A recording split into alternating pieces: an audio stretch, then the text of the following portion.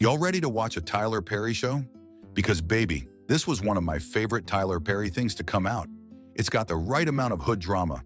It's the best type of car crash that you can't stop watching. Kimmy dreads every meeting with her VIP client.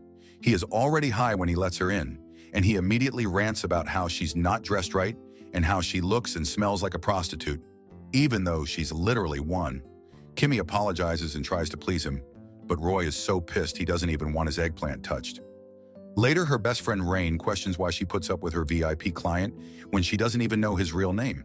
So Kimmy admits that she just wants to pay off her debts so she can get out of the club. There's currently an event, and the building is packed with people. The company Beauty in Black is giving away scholarships, and Kimmy applied for one. Rain insists that she can't stay for the event because they have to be at the club on time. She mentions black people always be late. She is also convinced that Kimmy is not going to win because nothing in their lives seems right after they got arrested at the airport. Rain says they always going to be hoes and they should come to terms with that. However, Kimmy is still hopeful she'll win the scholarship and go back to school. The crowd goes crazy when Mallerie, a businesswoman and the face of the company, is called to the stage. Her assistants in the backstage looking like they tired of her though. Mallerie says she started from the bottom, now she here, thanks with the help from her father-in-law. She knew she wanted to be Miss Independent though, so she created Beauty in Black. Kimmy can't even finish the interview because she's already late for work. The club is packed with people as usual, from male strippers to female ones. Very inclusive. Body, the owner's side chick, and the handler, Miss Big Back Delinda, scold Kimmy for being late again. Delinda kinda looked like Precious's mom. Rain is already dressed and ready to go on stage when Kimmy arrives. She takes all the girls' tips. Rain is about to get her ass done, and Body assures her that she'll be fine and will make more money afterward, even giving her a loan to get her BBL. Body encourages her because she also underwent the same procedure. Kimmy is against this, but every time she and Body are about to argue, Rain butts in to save her friend. Then Body tells Rain that the procedure will be done later that night after work. She got her friend to give Rain a discount, and they will do it in their apartment. Kimmy doesn't understand why Rain admires Body, but Rain explains that Body gets to earn more after getting the procedure. Delinda sends Kimmy to meet with a VIP, and she sees an old man waiting for her in the room. The old man's name is Horace, and Kimmy catches him looking at a male dancer while she's busy doing some sexy dance for him. Oh, great value Morgan Freeman gay. She asks him if he's into men, but Horace gets offended and throws the money at Kimmy before leaving the room. Body and Delinda scold her again for scaring the customer away. They remind her that she has a debt to pay, so she better work hard. They tell her that Jules is waiting for her outside, but she should come back to the club afterward. Meanwhile, Mallerie picks a winner that will receive $1 million. She holds the winner's baby for photos, but then the baby spits on her. Mallerie, joking, tells the winner she can buy her a new dress. Oh, I just know Mallerie fake as fuck. Jules, the owner of the club and the man all the club dancers are indebted to, picks up Kimmy that night. He's angry that Kimmy is not doing a good job pleasing their VIP client, so he reminds her to do whatever the client wants because he's loaded with money. When Jules grabs her hair, Kimmy is reminded of a bad memory from her teenage years. Kimmy's mother saw her boyfriend Frank touching her daughter Kimmy, yet her mother chose him over her own daughter. Her mother drops her off at a department store and gives her $10, abandoning Kimmy at just 17 years old. Body hands some alcohol to Rain, saying she should be drunk for the procedure. Rain is worried about taking the liquor with painkillers, but Body tells her not to question it. Kimmy calls Rain to tell her she's back with Roy, the VIP client, but can't do it no more. Kimmy says they're basically hostages. Rain reminds her it's better than being in jail. Rain doesn't tell her best friend she's about to get the BBL procedure. Roy reminds Kimmy that he just wants a woman who will do as he asks whenever his wife is not around. Kimmy promises she can do that for him, but Roy mocks her for being stupid. He adds that she's stupid enough to get caught running drugs at the airport and should be grateful that Jules helped her out. Roy not even that handsome to be acting up. She's forced to smell his smegma. Mallerie greets her supporters on her way out, but one woman serves her a warrant saying there are women who got cancer from their company's relaxers. Later in the car, Mallerie scolds her bodyguard, Calvin, and her personal assistant. Her attitude changed real quick, calling the baby who spat on her nappy-headed, and says who the hell convinced her to give the hood rats $1 million. She's so angry that she kicks both of them out of the car. Body's friend Daga arrives at the hotel to do the procedure. T.S. Madison doing the procedure would suss me the fuck out of there. I'd party with her all day though.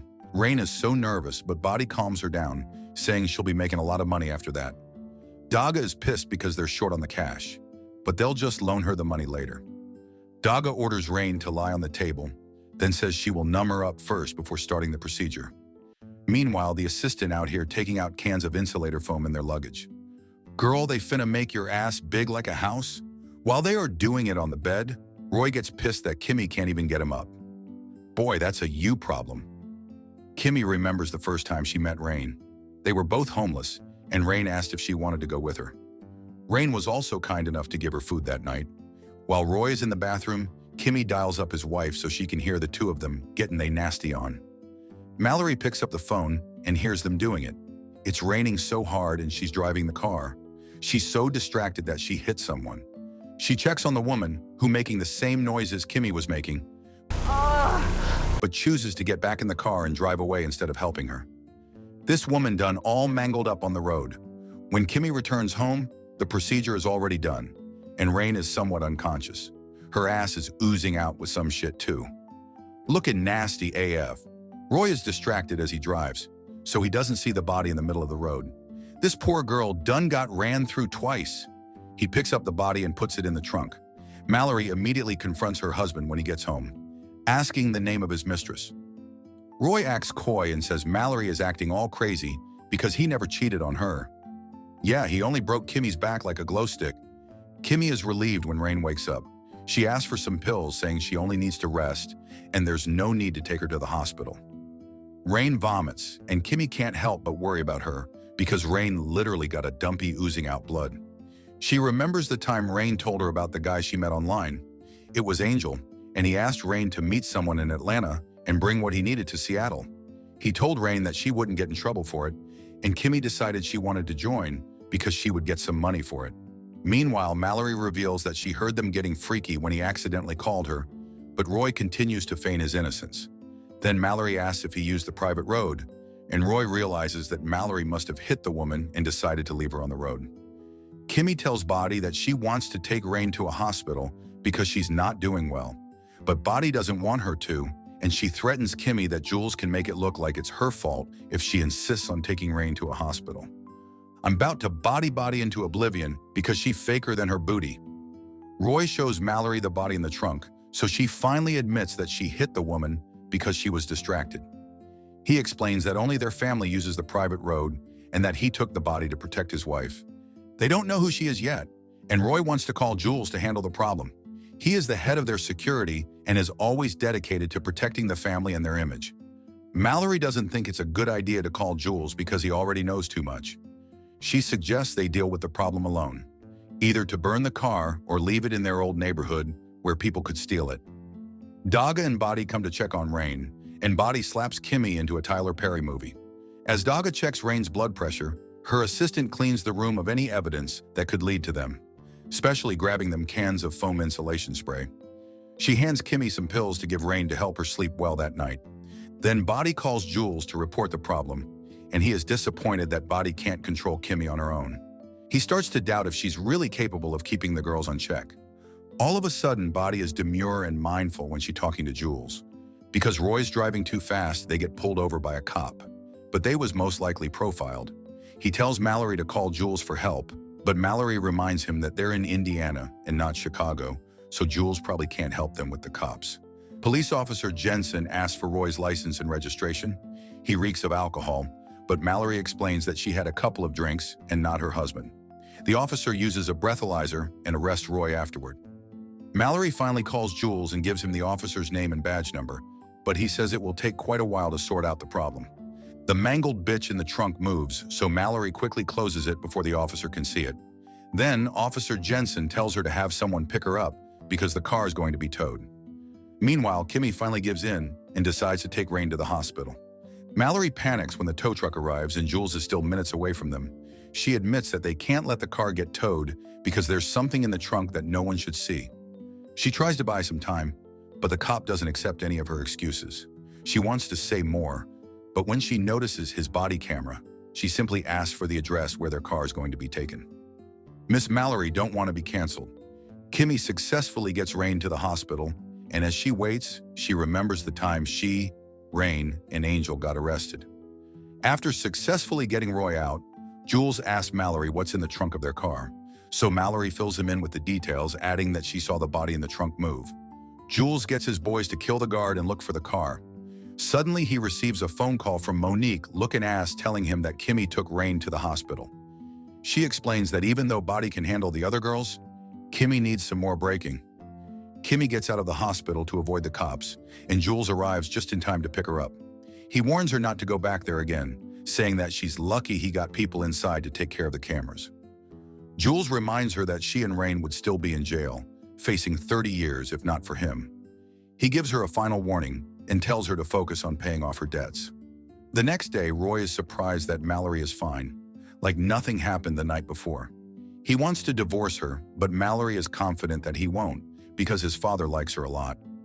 Later, he and Jules go to the company to tell Mallerie that the body's missing. The couple's mood changes, knowing that other people be watching them, and they gotta keep up appearances, being all kissy and fake shit.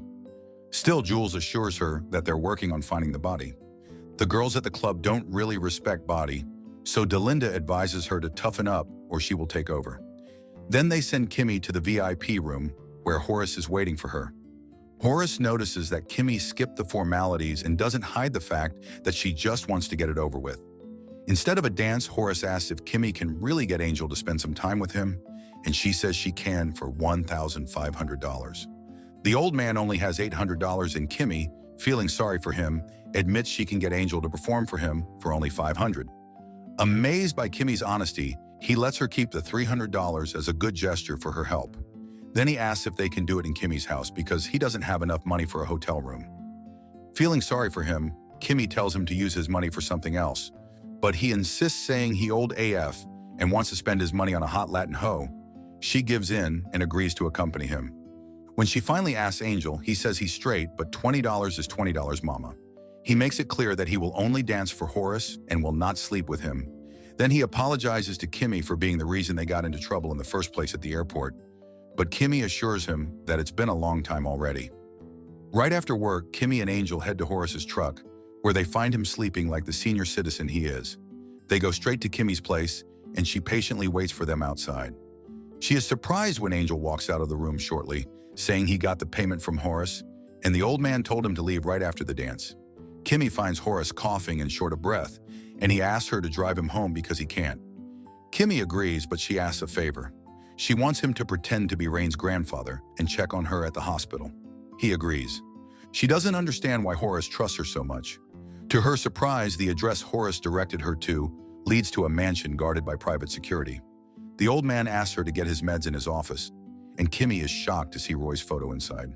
She realizes that Horace is Roy's father and that Roy is Mallory's husband.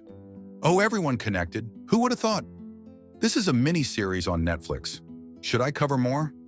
Some of the things to note is there is not a good black man in this tale. Horace is probably closest to that, but we still don't know him entirely. Why Tyler Perry got to do that?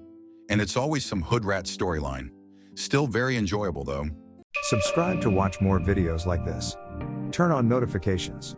And leave a like, it really helps the channel out. Thank you for watching.